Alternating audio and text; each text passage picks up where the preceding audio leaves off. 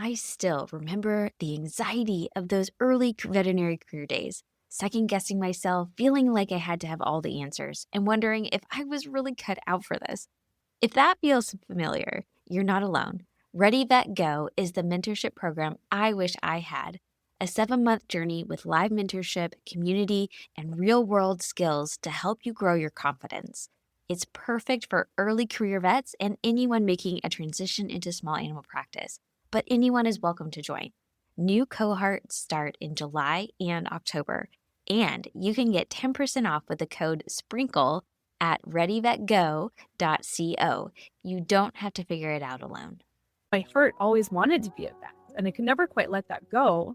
But then I would hear things like, it's too expensive. You're making the wrong decision, from seasoned vets where they were struggling at their point in their careers and their life. And I was like, you know what, maybe this isn't a good decision for me. Maybe I shouldn't do this. And then welcome to Vet Life Reimagined. It's been a little while since we've had a veterinary student on the podcast, so I'm especially excited to share this conversation with Jessica Wood, who just finished her second year at Michigan State University. I first came across Jessica through a Facebook post that caught my eye. She was blending her earlier career in photography with her journey in veterinary medicine in such a creative and inspiring way. In this episode, we talk about her unique path, her experiences so far in vet school, and what today's veterinary students are really thinking about, their hopes, their concerns, and their vision for the future of the profession. Whether you're dreaming of vet school, currently navigating the challenges of the profession, or simply curious about what the next generation of veterinary professionals is bringing to the table, this conversation has something for you. So let's get to the conversation with Jessica Wood. While this may be a little bit of a second career as you're going through vet school right now, I think if I remember correctly, you actually did have an interest in animals at a young age. So when did that kind of start for you? Yeah, so I'm the classic. I wanted to be a veterinarian from a very young age. And then I went through middle school, still wanting to be a vet. I didn't really get super involved until high school, though, when we were asked to do an externship or an internship, I think is what they called it in high school. But also, I think I just had an interest in science in general. And so I wanted to be a vet, but then I was like, oh, I kind of like, the anatomy side of things. And I didn't know if I wanted to work with humans or animals at that point.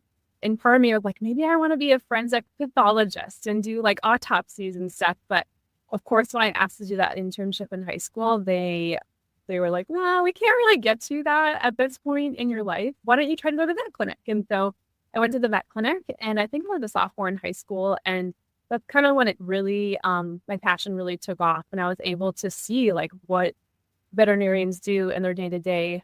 I went to the small animal practice in my hometown, and it was just amazing. Like, you have this idea growing up, like, oh, I want to take care of animals and sick animals, but it's just like so much more than that. And the relationships you develop with the clients and the pet owners, and just how moving that can be. And it just kind of developed from there. And I ended up continuing my internship, and then went on to get hired, and then went to college and, continued on working as an assistant for like 14 or 15 years. I'd have to do the math. But during that time, I had a lot of other life experiences that I didn't go to vet school right away, which I'm very grateful for. But yeah, I've had a passion for it since I was very young.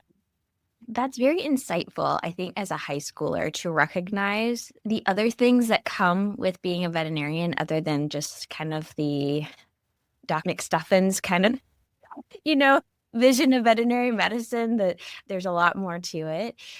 Do you remember a particular story or an instance during that time that maybe kind of stood out to you? Yeah, I actually wrote this from one of my vet school essays, which I'm sure a lot of people have a similar experience, but I just remember this very vividly sticking out to me. There was a dog that had been hit by a car, and it had come in, and up until that point, I'd never seen any sort of traumatic situation. It was all just the routine, vaccines and spays and surgeries. It was a very controlled situation. And so this dog had come in, and it was, unfortunately, it wasn't doing very well. It was very mangled, but the way I saw the team just kind of orchestrate so effortlessly. And I just took a step back and just watched. And it just seemed like everybody knew what they were doing, and they knew their role. And the teamwork was just like, oh my gosh, this is amazing.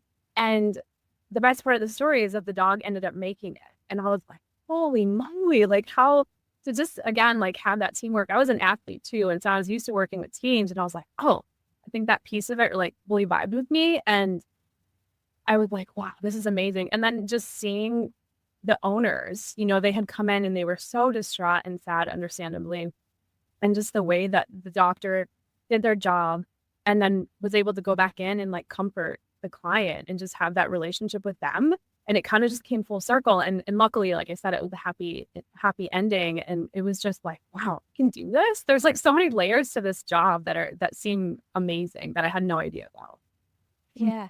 You said you were an athlete. What sport did you play? Oh, I think they call us a 4-sport athlete, but I ran track. I played basketball, played volleyball, which I continued on in college. And then I played softball as well. Wow, you did play a lot. Yeah.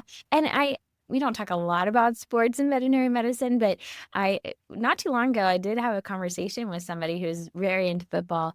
And I said, I love being able to extract the values and some of the takeaways from athletics and that team spirit. I think we can learn a lot from that. Working with others is often more challenging than it sounds. So I do think that is really valuable to bring. The other thing I caught that you said was that you're actually kind of glad you waited to go into vet school. Do you mind sharing a little bit about your personal journey and kind of what may have delayed getting into vet school and kind of what you learned along the way that feels good about now going into vet school? Yeah, for sure. Like I said, I was in high school. I got a college scholarship to go play volleyball. So I ended up transferring, and at that point in my undergrad, for my first 2 years of school, I was studying, I think it was biological sciences, but I was doing my prereqs to hopefully go to vet school. I played my 2 years of volleyball, and then I kind of had this moment where I was like, being a college athlete is very demanding. It's a full-time job. It actually seems more than a full-time job. Because I feel like being a student is a full-time job, but then you have to wake up early and do pre-class workouts. And then you go to school and go to class, and then you end up going to practice afterwards, and then you're traveling. And it's an amazing experience. But after 2 years, I was kind of like, wow, is this what I really want? I'm not sure. I went out to Hawaii and went to a volleyball tournament, and I absolutely just fell in love with everything there, the culture, the weather, the beaches, all the things that we all love about Hawaii. And it kind of struck a chord in me where I was like, I think this is where I need to be. And so I moved out to Hawaii, and it was a bit of a rough transition at first. I moved out there by myself. My family was not supportive, but they were kind of like, what? It's so expensive out there. How are you going to do it? I looked into playing volleyball out there and transferring, and I had an opportunity to play out there. But when I really took a step back, I was like, I don't know if I want to do that anymore, which now, student loan wise, I'm like, should have continued getting those scholarships, but that's another conversation. But yeah, so I ended up moving out to Hawaii and took a year off of school. And when I did go back, I didn't have a very good semester. My grades suffered just because I think I was in a very big transition period of my life where I was young and living by myself on an island and meeting new people and trying to survive financially. So yeah, I didn't have a very good semester, and I was like, oh no, that I'm never going to get into vet school now. Like, you have to have a 4.0, in my head at that point. I had that thought, and I ended up getting pregnant and having my first daughter, who is now 12 years old, which is crazy to think about. But so that kind of put a pause on things too. But when she was 1 year old, I was like, you know what? I really want to go back to maybe working towards going to vet school. And I was working as a vet assistant during that time. And the doctor, who is the best mentor ever, really was like, you should keep pursuing it. Like, don't let, being a mom dissuade you from going. And so I was like, you know what, I'm going to do it. And so I just continued working away at my bachelor's. And then just some personal stuff came up, and I ended up moving away from Hawaii back to Michigan. And I ended up having another baby and getting married, and was still taking classes here and there, but I just was enjoying being a mom and kind of living my life and traveling and doing those things. And I was doing photography on the side too, and I had a really big passion for that. And so there was always these hiccups where I had moments where I was like, oh, I really want to go. And my heart always wanted to be a vet. And I could never quite let that go. But then I would hear things like, it's too expensive. You're making the wrong decision from seasoned vets where they were struggling at their point in their careers and their life. And I was like, you know what, maybe this isn't a good decision for me. Maybe I shouldn't do this. And then I finally got into a situation where I had my two daughters, had my husband, I felt very good. And the only part of my life that felt a little bit off was my career. And I was like, I just have this passion. I need to keep going for it. And my husband was very supportive. And he said, if this is what you want to do, like, let's do it. And so I applied twice. I got waitlisted.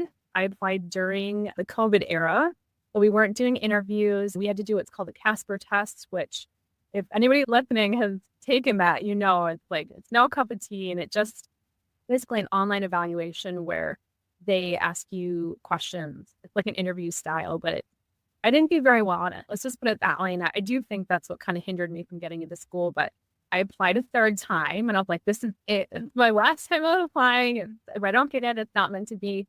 And that year I had an in-person, it was an MMI interview and I ended up getting in and it was my in-state school.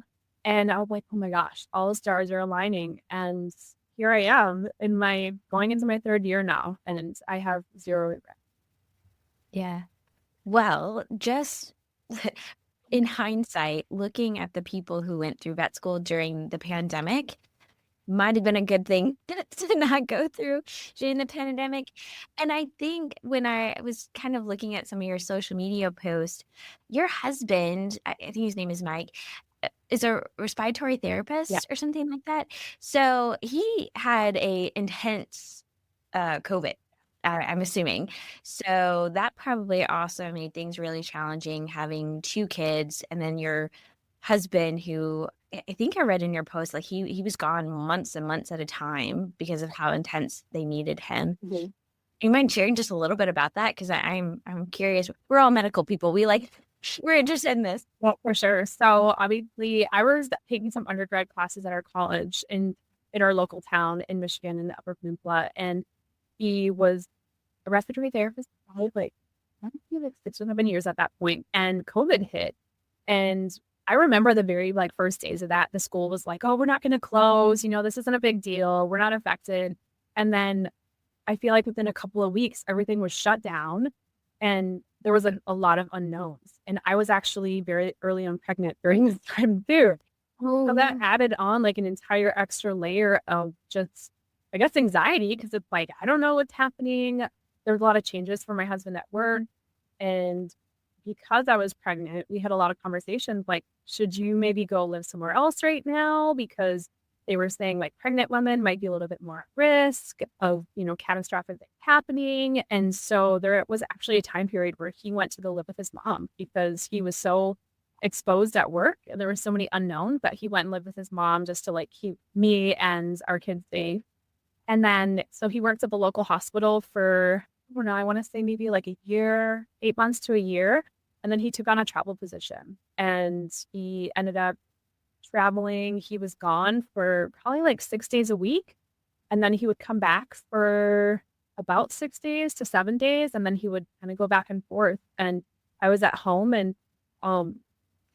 honestly, I'm a little bit grateful that all this happened when it did when I was pregnant because I was able to stay home with my girls and raise them, where before I wouldn't have been able to do that. It was really unfortunate my husband was traveling, but I feel like when you're in a situation that's perceived as difficult, you kind of just do what you need to do to survive. And it didn't seem as bad as what now I'm looking back, I'm like, how the heck did we do that? That was crazy. But when you're in the grind of things, you figure it out and everything ended up fine. Babies were healthy and happy. And my husband now, works a full-time regular position, night shift at the hospital here. But yeah, it was definitely crazy. Yeah. Well, I'm glad everybody ended up safe and it worked out.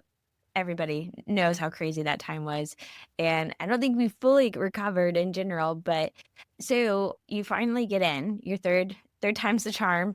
What was it like starting vet school? It was amazing. I just add a little tidbit too. Yeah. I actually got in without having my bachelor's. Oh, yeah. Okay. So I just want to say it's possible for anybody out there who's wanting to do that. I didn't have my bachelor's because I did have multiple undergrad schools that I went to. And so it was just costing more money to take like the 1 career level. So I was like, you know what? I'm just going to apply without my bachelor's. And I got in. So just a little tidbit. Well, before you move on, because that's a good point, right? I think the perception about getting into vet school is, I mean, for some schools, yeah, they look at the grades first and foremost. And if you aren't past that first thing, yeah.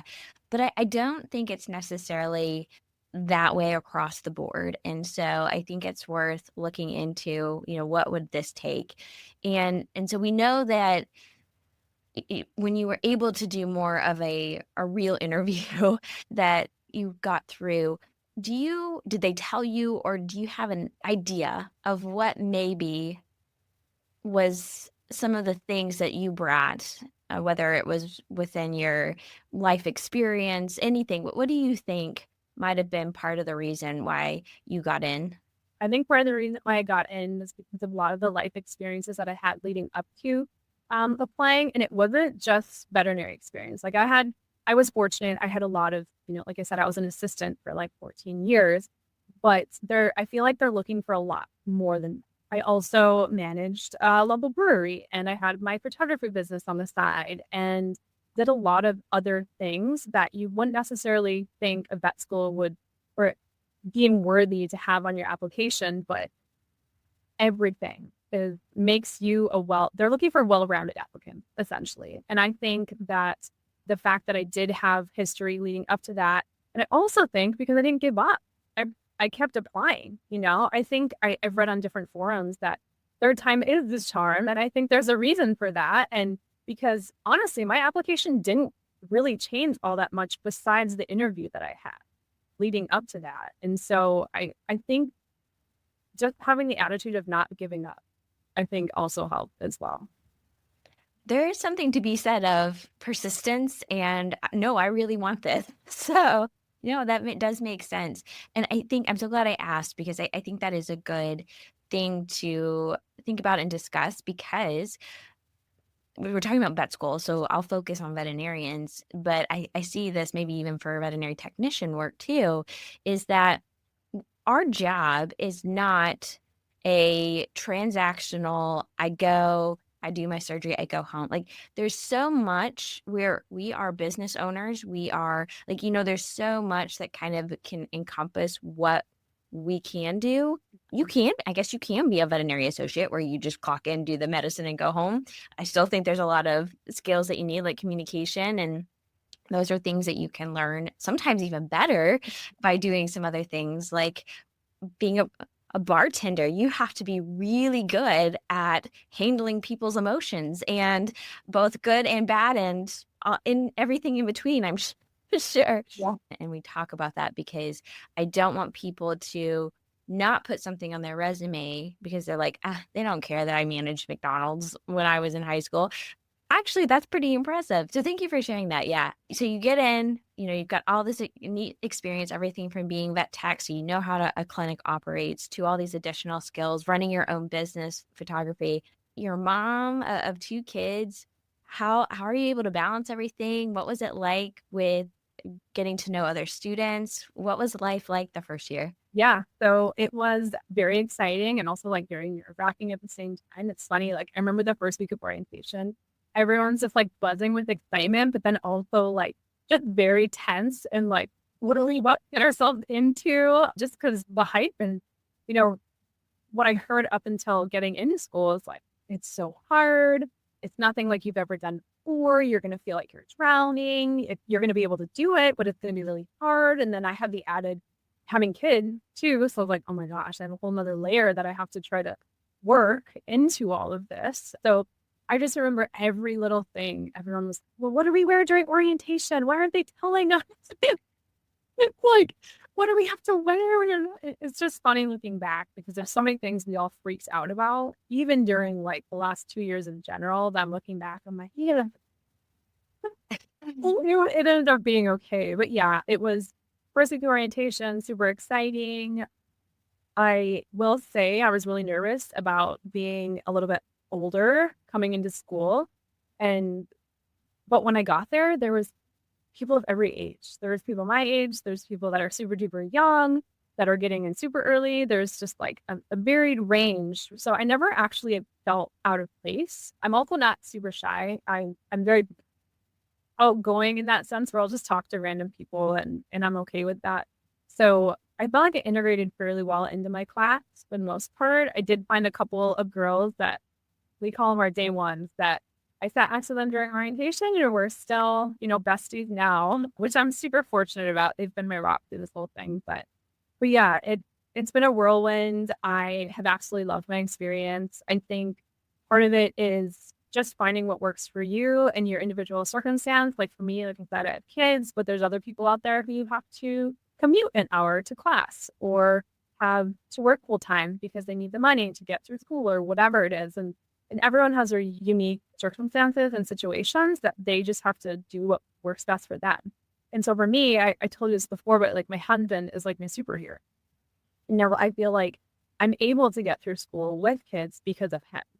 He is fortunate where his job, he is able to work night shift or is able to work night shift. So he's home during the day while our girls are at school. So if anybody gets sick or they, get school canceled for a snow day, I don't have to skip school. Like he's able to be there and take care of that or take them to their doctors or, I come home and he has a meal for me on the table. Like I'm just so fortunate for him. And he has been so supportive and I'm just like so grateful for that. So I think having a good support system is a huge part of your success in that.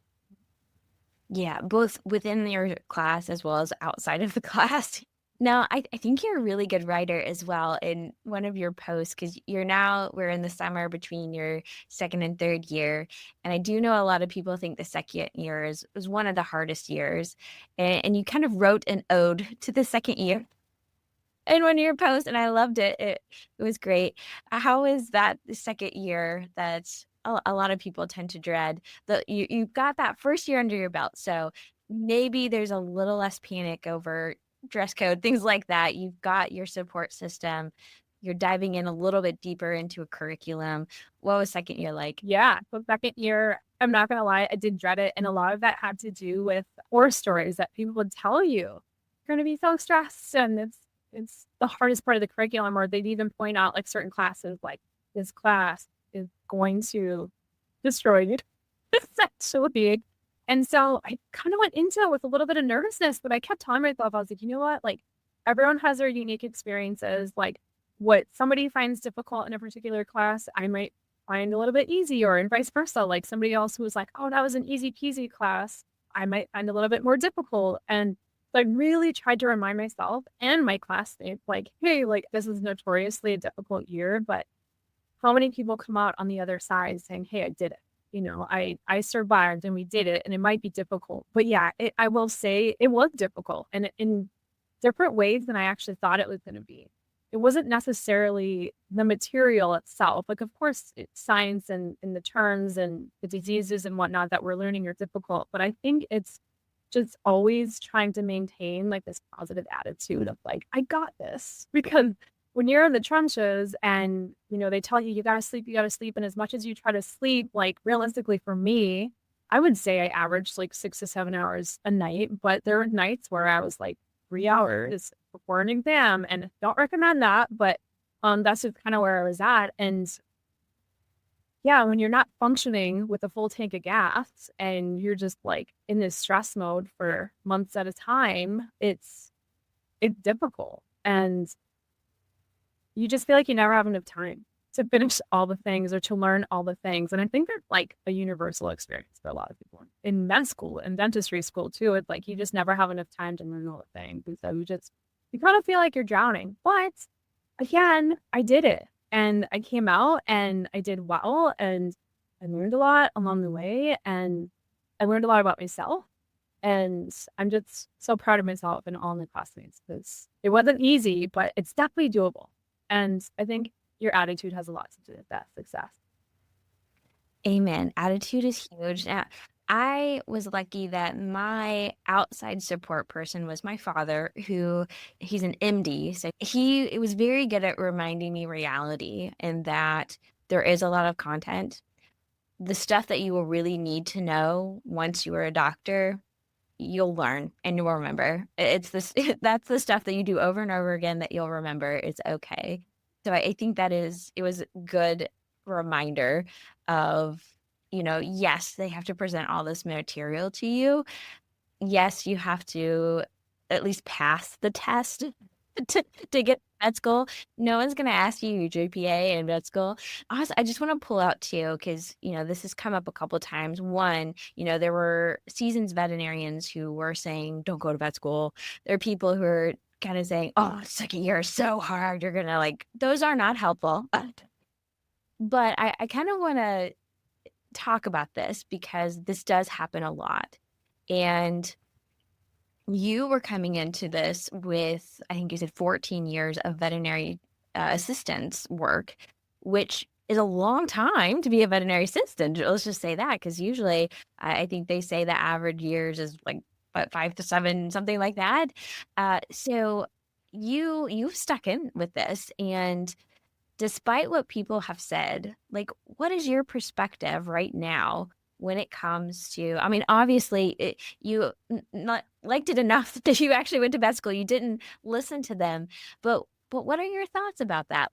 What people are saying, but what's your perspective? My perspective on that is, and like I said, attitude has a lot to do with it. And I feel like if you have a particular passion or a yearning, like I said, I could just never shake that dream of wanting to be a veterinarian. And I remember being an assistant, and every single day I would go to work, I'd be like, wow, I wish I could do this, or I want to be the one doing that, or I want to learn more. And it's you can only learn so much, in your day to day. But I found myself asking why are we doing this? Why are you making this decision? And so I just, like I said, I could never quite shake that dream. And so I think whenever I hear people kind of being negative about the profession itself, or going to vet school, I try to see it with a glass half full approach, because it's there's so many other people out there, and students and practicing veterinarians, that love their job, and they're doing well financially, and they're doing well in school. Students are doing well in school, and I can't let a couple of people that have had negative experiences kind of dampen my dream of wanting to be a vet. And so I've really tried to surround myself with people that have a positive outlook, or enjoy their jobs, or have strategies to pay off their debt. Because, debt's a huge one, why people are very unhappy with their current profession. I mean, there's a whole myriad of reasons, but I really try to talk to the people that seem to be really happy with their life and their circumstances right now, and try to hold on to that instead of the negative experiences. And I will say, I try to pass that down to people too. The class before me, we have a BIGS program. I'm a big sister to one of the first years from last year. And they're always texting, how is this test? Or, any pointers for this? And going off of my experiences from all the negative that was told to me that freaked me out, I try to do my best to be realistic, but also super positive. And I try to remind them, your experience might be different than mine, but this is what my experience was. And at the end of the day, here I am, and we're all going to go through this. So I try to hang on. I think that's a very good approach. You never know when somebody's having a bad day or a bad year.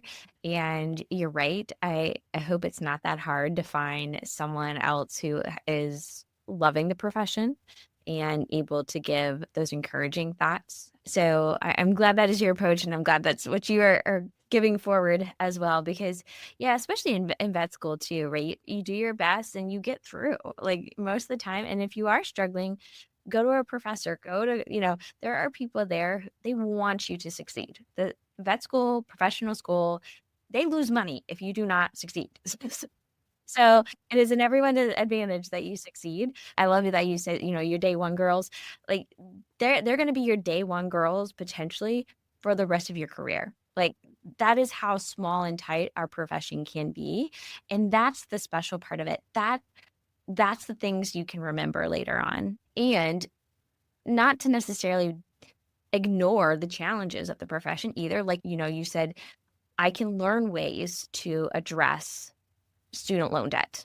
And so I know that's a challenge. There are ways to address it, and I'm working on that. I know that there can be challenges of work-life balance. I will learn from the people who seem to be doing well and happy with their career, that I can learn how to do that for myself. So it's not ignoring the challenges either, but it is, again, working with the people who are happy and seem to be doing it well and making sure that you can implement those things for yourself. Mm.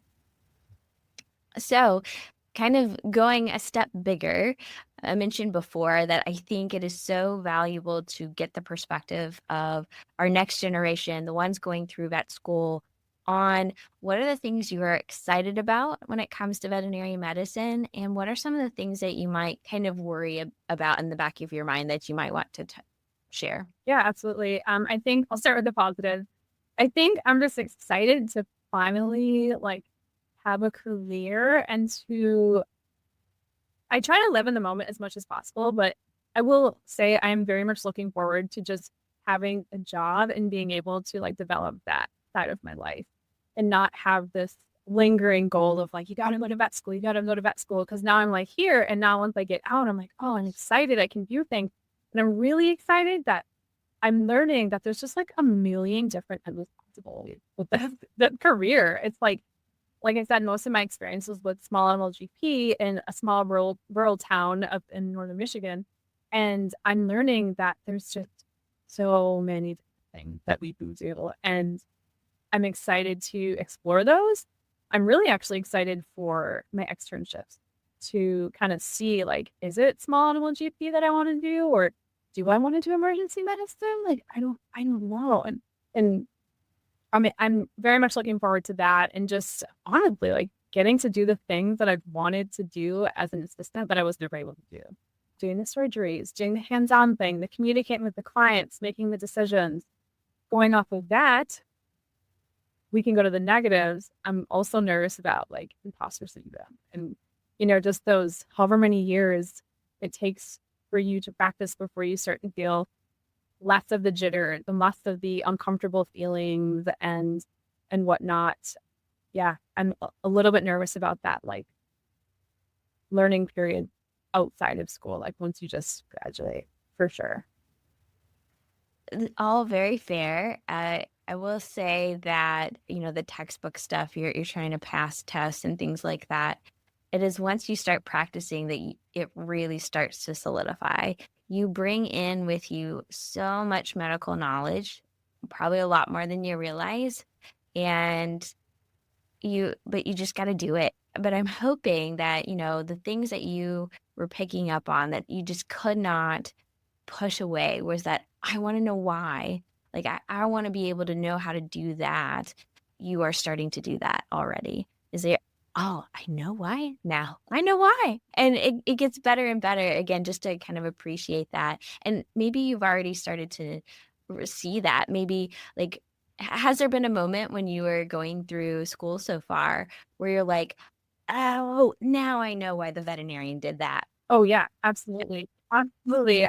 Last summer I went to my mentor GP clinic, and the clinic was so different to me now because I'm starting to understand the lingo, and I'm like, oh wow, that makes sense to me now. Or like a concept that I'm like, why are they doing that? Like, that doesn't make any sense to me at all. Now I'm like, I get it. Like I understand why they did X, Y, or Z. Yes. And the other part of it is going back to your original observation that made you so interested was the function of the team.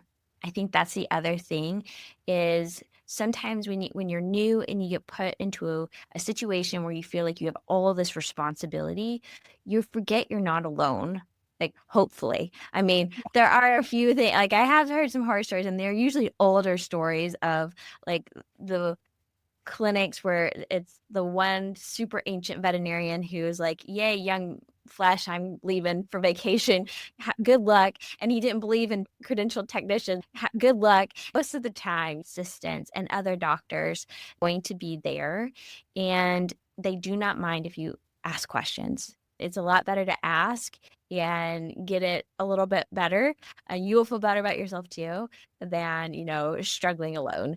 I think that really is another thing is remember that team aspect. I believe veterinary medicine is a team sport, coming back to athletics, because it is. Everybody has roles, responsibilities, and sometimes we are a little bit less strong in one, and it could be an off day even for seasoned veterinarians. It could be your kid is sick and all you can think about is that, or anything else, that because we're human beings. And even though we can step into the clinic and be like, okay, I'm doctor now, I put my white coat on, you're still a human being. You did not leave everything at the door. Very few people can do that. So yeah, leverage that in school. In fact, they actually have research studies showing that the students that studied together in groups and that there was less competition. I think they were actually looked at med students, but they found that they actually ended up being better doctors in the end because you learn how to work together. Mhm. That's great. I had a point called in my head when you were talking there. Actually, one of my friends, she graduated going on 2 years ago now. And whenever she goes into a room and she's like, oh, they asked me a question that I wasn't sure or whatever, she'll actually tell the client, she'll be like, you know what? Let me go double check that with the doctor that's been practicing for longer than I've been. Like she's very straightforward in saying like, hey, you know what? I don't actually know the answer to that, instead of making up some mumbo jumbo, whatever. She's like, let me go check my resources so I can give you concrete facts or whatever, give you an answer. And I'm like, wow, you can do that. Like, it's okay to admit that you don't know everything, even to the clients. Oh, in fact, they appreciate that. I mean, that actually builds trust better. And you don't have to mention the fact that they've been practicing longer than you've been alive either. You can just say, I want to double check. I think I might have an idea, but I'd really like to double check with, just say your resources.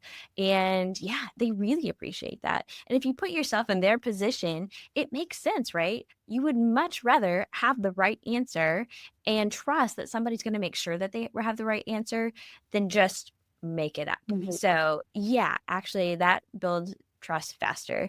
So I'm glad that she is learning that and hopefully finding that it's better all around. She's building trust, she's feeling more confident, and that imposter syndrome is lessening year by year. Mhm. Excellent. Any other things that you want to share? Any fun stories from vet school? Anything, maybe advice that you might give students coming into vet school now? I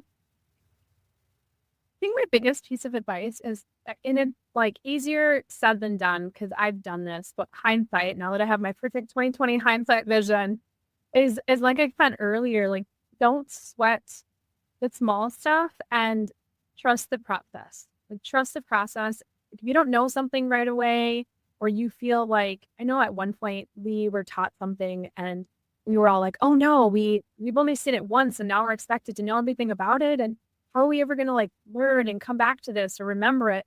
But what I didn't know is that we were gonna be taught it 3 more times in second year. And they're gonna build on those concepts. And again, just trust the process and trust in yourself.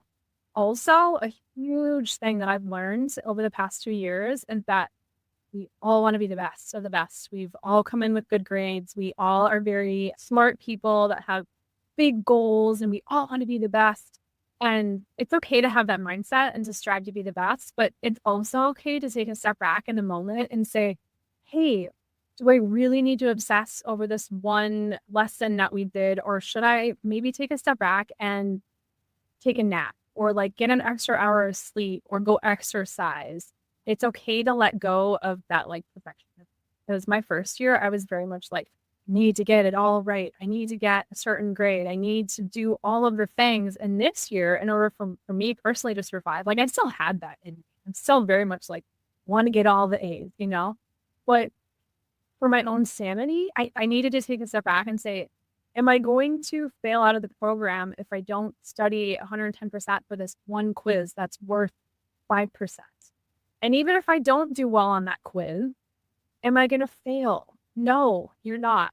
And it's okay to kind of let go of that expectation. And I just feel like you're going to be much more successful personally by letting go.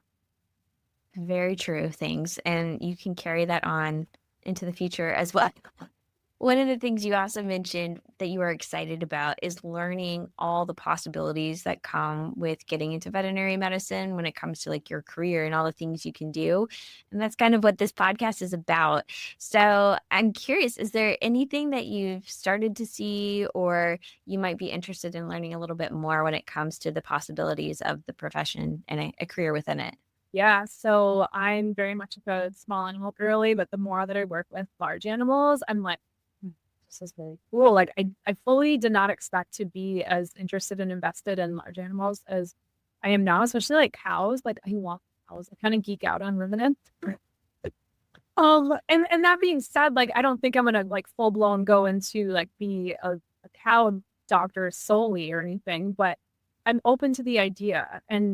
And because I'm open to it, I feel like I am willing to learn more and accept and like explore those avenues a little bit more than I would have before. I'm also very interested in exploring emergency medicine. I don't really have a whole lot of experience with that. And I'm curious to see if, because there's a lot of people in my class that really love emergency medicine and have experience with that. And I'm like, oh, that sounds really cool, but I don't know. So I'm excited to kind of navigate that and see if that's something that I would like to pursue or not. Like, I don't know. I'm still very much like up in the air on what exactly I want to do. I don't know. I'm hoping my externships and my clinical year next year will help me kind of sort through what I may. Yeah. Well, I think the other thing about exploring things that maybe not necessarily I want to do, but it's just kind of fun to learn about, which I think is such a good, curious mindset to keep. I think it's helpful to appreciate the profession you are about to join. And that profession is so diverse. We are everywhere that animals are, cows, horses, exotics. We are everywhere. And I have learned to appreciate the profession all the more learning about that, even though I'm not physically in it. It's just like you can appreciate, man, I'm in a cool profession. It's like, we can do that. I just think that is so fun. And so, yeah, I actually really loved my dairy rotation. I actually really liked the large animal rotations. A lot of it was because I felt like the professors were a little more laid back. Yeah. And so it just made it more fun. What? Oh, no. So, I mean, appreciate the diverse people, the diverse places that we can be. I just think is so fun. And so if you can approach every rotation that way, and it's like, even if this is not what I'm going to do for the rest of my career, learn about it, appreciate it, make connections so you can refer or make a phone call. You know, I just think it is so cool that all of us go through the same 4 years and we do so many different cool things. And even within small animal, like we've got people doing all sorts of things. Forensic. You had mentioned pathology. Like they're doing so many different things. And to me, that is exciting that you get to join a profession that is that diverse, and possibilities for you are there too. Even if you do go down small animal for a year, you technically can completely change your mind and start practicing with cows. You might want to take a few extra courses or something, but but technically you can do that. And so I just think that is so cool about our profession. And there's so much overlap too. I actually, one big thing that I recently learned, I actually posted on Facebook in the group, and I had asked like why I was frustrated. I actually was in a week of like very heavy large animal didactic learning, and it was during a particularly difficult class. And I was like, I just don't have brain capacity right now to like learn things that I'm not maybe necessarily particularly interested in. And I was kind of fighting the process. And I was like, oh, like, why am I doing this?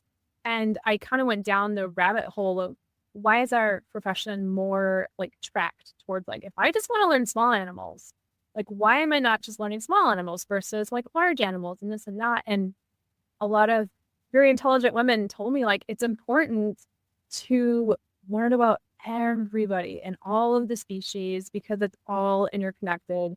And who knows, you might change your mind at some point. And it's not even just animals, it's like One Health too, like humans, right? Like you're going to have people coming up to you asking about the bird flu, even though you're not a bird flu expert or anything, but because you're a veterinarian in the community, like you're going to have to be able to speak on that intelligently at some point, probably. And so it's important just to have a little bit of knowledge, or to, like we said, gain the resources, or like connections with the people who do know the thing, in order to educate as we do this better.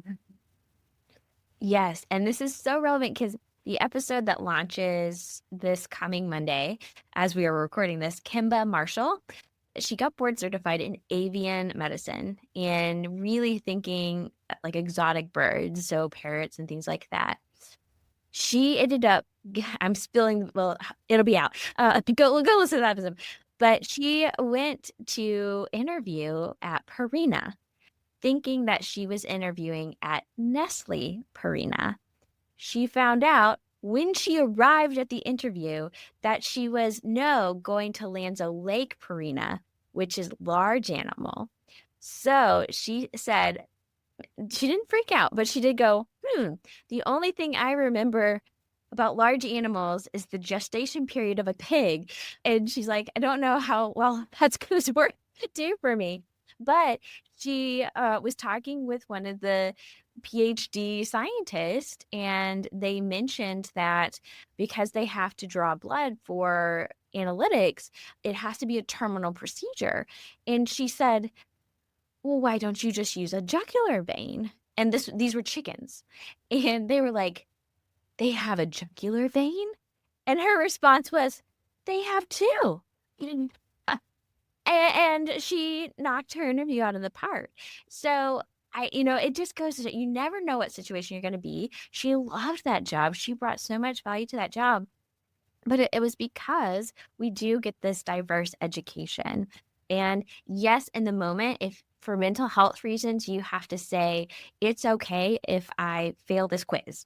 Like, that's okay too. But don't underappreciate, I think, the ability to get a little bit of understanding about it all. Because you are right about when someone hears you are a veterinarian, that person has a mental concept of what that means to them. Does not mean it has to be yours, but they do. And that means that they can ask you any question that comes to mind that they think, oh, you're a veterinarian, so you know this. I mean, that's like, oh, you're from California. Do you know Arnold Schwarzenegger? No, right? It's kind of like that, but that's kind of what's going to happen. And so it is helpful to kind of have that well-rounded, I think, experience.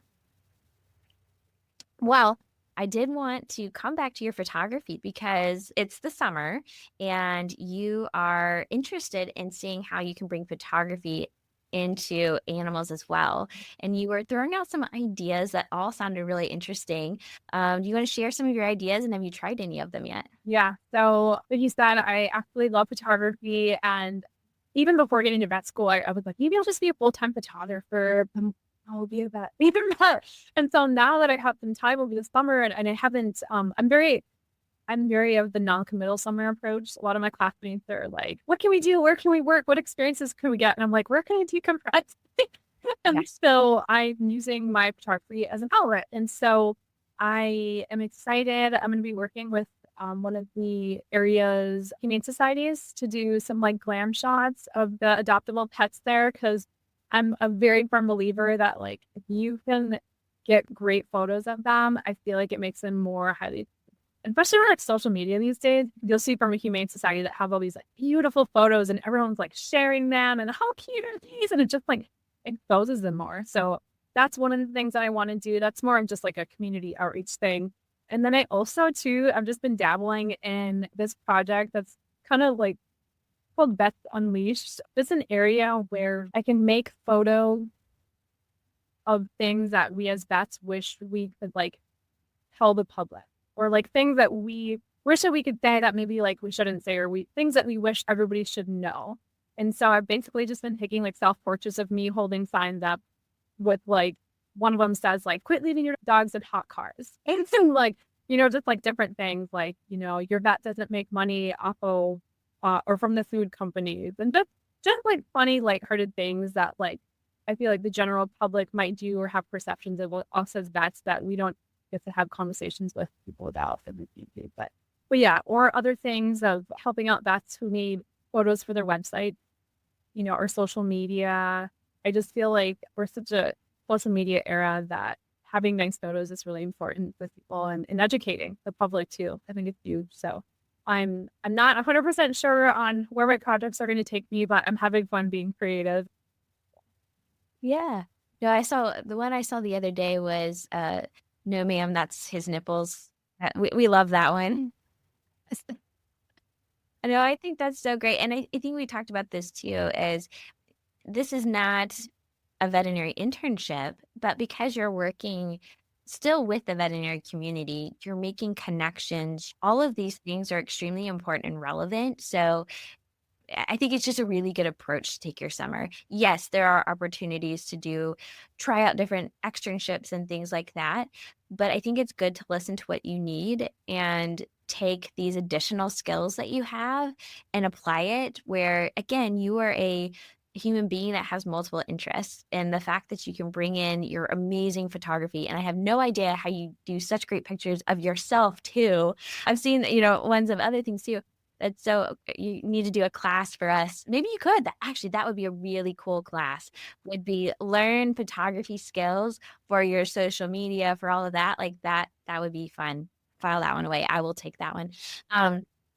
But I think that's because you're right. I think that's going to be even more important going into the future too, is that's how we're going to communicate and let people build trust with us, because I think people look at social media, they look at your website. If you've got a pretty crappy website, sometimes it's the only thing they have and they'll just show up because you're local. But I think you can do so much with building trust and building your business if you can put forth effort into those areas. Oh, absolutely. Well, I always like to end with one final question. And I know you gave huge praise to your husband, so it is fair game for you to bring him up. But if you want to add to it, I always like to ask people, what is something you're very grateful for right now?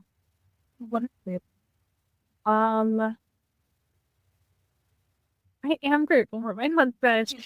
It's good. Like, wow, but honestly, like if it wasn't for him and his support and just like his general great attitude, like I wouldn't have been able to make it as far as I have up until this point. And just my family, my 2 daughters, like they have been amazing through all of this and supportive and happy. And I'm just grateful that I'm able to have my life outside of school, because I mean, school is very, very consuming, but I'm grateful that I'm able to still have my hobbies and interests, but then follow my dreams. Because I see a lot of the times there's a lot of people who say like, I wish I would have, or I wish I could have done this. And along my journey, a lot of people have said like, I admire you for following your dreams, even though you're older. I'm like, not that old, but I'm just like, I'm older than a lot of my classmates or people in my class. And so I'm just grateful for everyone who has supported me, my mentors and my family and my friends. Like,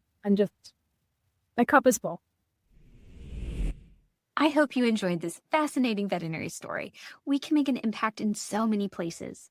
Check out the show notes for lots of resources. Please make sure you are subscribed on your podcast app, subscribe on the YouTube channel, and follow me on LinkedIn, where I hang out the most. You can contact me on LinkedIn, on the website at vetlifereimagined.com. And brand new is that you can text me. To send me a text message, find the link at the top of the show notes below that says, send us a text message. I want to thank our longtime sponsors, Fire Consulting and Will Hughes, who support the podcast over on our hosting platform, Buzzsprout. You can support the podcast too. Just check out the show notes for a link. And I hope to see you next time on Vet Life Reimagined.